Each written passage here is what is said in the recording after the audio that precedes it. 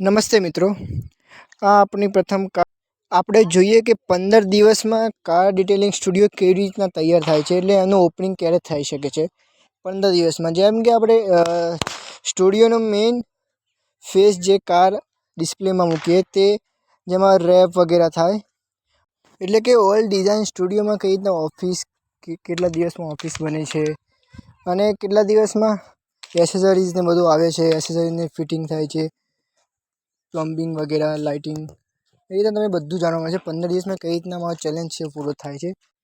અને એક બીજી વાત, હાલ માટે હું મારો ચહેરો નથી બતાવતો કારણ કે હજુ શરૂઆત છે અને બધું સેટઅપ દેવા માગું છું. પણ ચિંતા ના કરો, જ્યારે ડિટેલિંગનું કામ પૂરું સેટ થઈ જાય, એટલે પૂર્ણ થઈ જાય ડિટેલિંગનું બધું કામ, ત્યારે ચોક્કસપણે મારો ફેસ પણ બતાવીશ. એ પણ જ્યારે ઓપનિંગ થશે ત્યારે 15 દિવસ પછી. ચાલો તો આજથી આપણી કાર ડિટેલિંગ જર્ની શરૂ કરીએ.